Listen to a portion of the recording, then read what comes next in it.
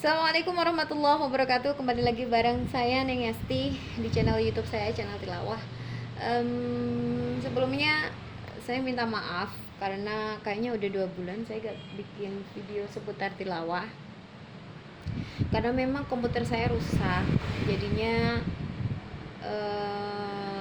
off, nggak bikin tutorial sama sekali selama 2 bulan, dari mulai Ramadan, sebelum Ramadan sampai setelah Syawal.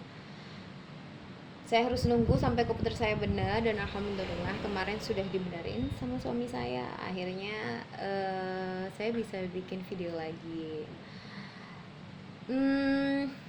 Kalau di video saya sebelumnya, saya bikin tutorial gimana caranya belajar cengkok tilawah paling dasar. Jadi teman-teman yang belum nonton, teman-teman bisa langsung scroll aja ke bawah, cara belajar cengkok tilawah. Di situ insya Allah ketemu. Dan kali ini saya akan bikin video cara mengatasi suara serak ketika bertilawah. Jadi mungkin teman-teman banyak yang punya pengalaman nggak enak ketika bertilawah suaranya serak, atau setiap bertilawah malah suaranya sering serak. Kenapa ya kak, kok suara saya itu ketika bertilawah itu suka serak? Kali ini saya nggak akan membahas harus latihan setiap hari ini itu, kayaknya nggak perlu dijelaskan. Kalau namanya latihan kan kita setiap hari harusnya latihan. Jadi saya tidak akan membahas latihannya, saya lebih membahas ke inti cara mengobati, gimana caranya biar serak itu berkurang dan hilang, jadi gak gampang serak lagi ketika bertilawah. Saya punya 4-5 poin yang mungkin teman-teman butuhkan dan bisa teman-teman pakai ya, semoga bermanfaat. Tapi sebelum saya lanjutkan, jangan lupa subscribe dulu channel saya biar teman-teman bisa selalu melihat video saya seputar tilawah. Langsung saja ya. Poin pertama, setiap bangun pagi, ketika mau sholat subuh atau mau sholat tahajud, biasakan minum air putih langsung sebanyak-banyaknya. Biasakan, itu harus terbiasa. Jadi jangan makan apapun, jangan minum kopi dahulu. Jadi minum air putih aja dulu setelah bangun tidur. Karena apa? Ketika kita tidur itu kan lendir, kayak apa ya, cairan-cairan kental itu kan ngumpul di sini nih. Nah, kita kasih air putih biar lendirnya turun. Dan itu biasakan setiap hari. Insya Allah nanti seraknya gak gampang keluar lagi. Setelah minum air putih yang banyak, minimal sebotol mineral itu yang agak gedean dikit. Kalau kita terbiasa, itu malah enak. Ketika bangun tidur gak minum air putih itu malah rasanya gak enak. Tapi kalau yang belum biasa, itu kayaknya ya agak berat aja. Karena dulu saya juga gitu, tidak terbiasa minum air putih setelah bangun tidur. Tapi lama-lama akhirnya saya terbiasa. Bahkan kalau nggak minum air putih itu rasanya nggak enak. Itu poin 1. Jadi banyak-banyakin minum air putih ya. Poin kedua, teman-teman bisa pakai cara ini. Saya pernah pakai cara itu, ngembunin air. Jadi bukan kita minum air embun, bukan ya. Jadi ketika kita mau tidur, siapkan air di baskom atau di gelas, taruh di atas genteng atau di atas apalah, terserah, yang penting tidak ada batasan antara air itu dengan langit. Jadi langsung di bawah langit.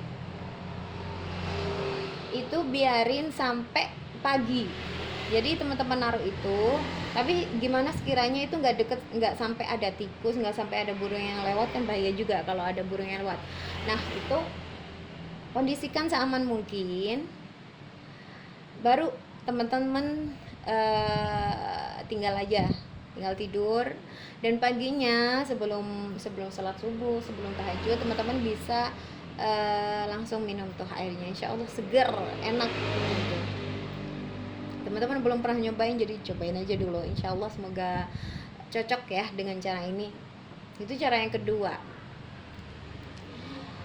Cara yang ketiga, apa ya tadi?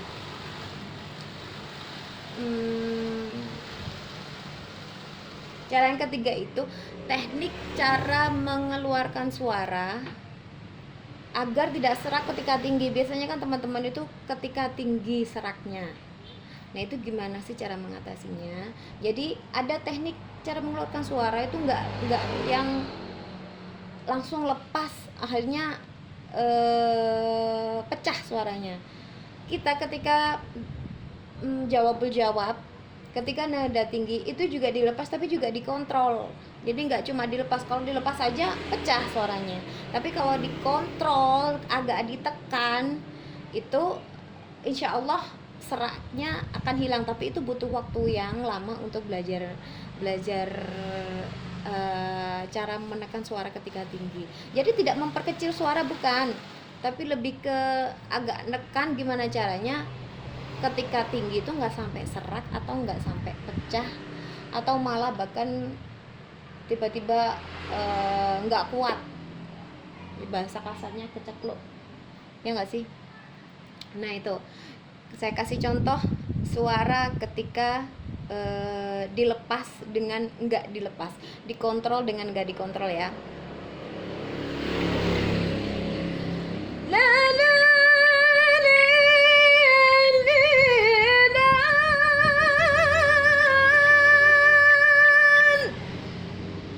itu ketika dilepas tapi juga dikontrol. Beda dengan ketika kita berteriak tapi nggak dikontrol. Ya Lela, Lela. Nah, ada yang kayak gitu. Lela. Itu bedanya di situ. Jadi ada penekanan. Ketika kita tinggi, ditekan bukan berarti diperkecil, bukan, tapi lebih ditekan. Jadi kualitas suara itu tetap padet. Bahasa Jawa niku yo tetap wongkol. Jadi nggak insya Allah nggak akan pecah, dan itu butuh waktu yang lama. Jadi teman-teman sering aja latihan penekanan suara, agak ditekan gimana caranya. Kita benar-benar konsentrasi gimana caranya menemukan tekanan itu ketika kita nada tinggi. Tapi jangan diperkecil ya, beda.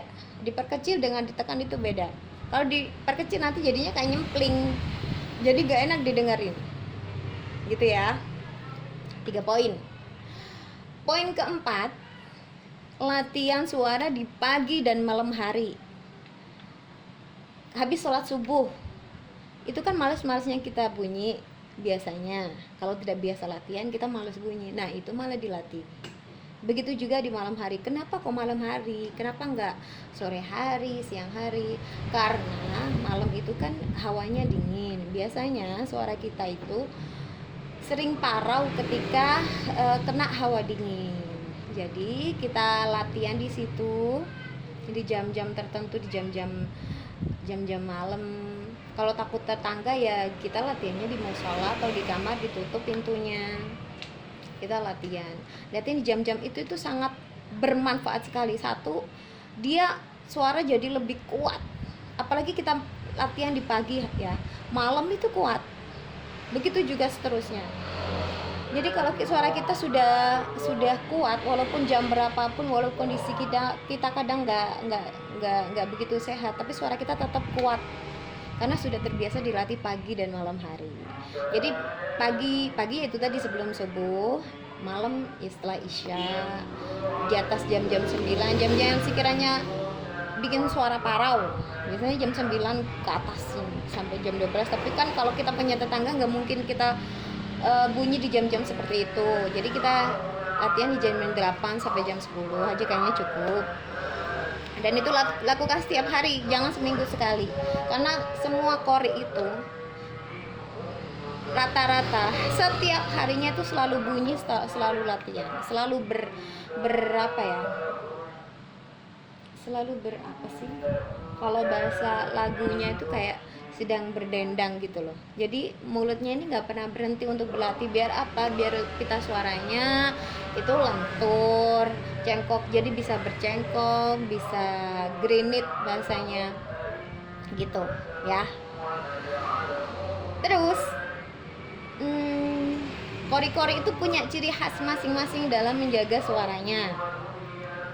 Ada yang ketika tampil minum larutan dulu biar tenggorokannya nggak kering. Ada yang makan apel dulu, karena apel itu kan ada cairan kayak airnya, itu menjernihkan suara. Memang iya. Ada juga yang kori sebelum tampil dia makan sambal dulu biar suaranya bisa melengking. Ada juga kori yang sebelum tampil bawa fresh care, bawa ini di apa, diusap-usapin di sini. Semua kori memiliki keyakinan masing-masing bagaimana cara dia menjaga suara. Jadi teman-teman bisa pakai contoh kori siapapun yang sekiranya cocok dengan karakter suaranya teman-teman, gitu ya. Jadi saya hanya berbagi yang sekiranya gampang untuk ditiru aja. Jadi semoga bermanfaat video saya ini. Semoga suara teman-teman yang serak-serak cepat hilang dan gak kembali lagi. Terima kasih udah nonton video saya. Jangan lupa like, share, dan subscribe video saya. Kalau ada request tutorial seputar tilawah, teman-teman bisa komen di bawah. Terima kasih sudah nonton. Assalamualaikum warahmatullahi wabarakatuh.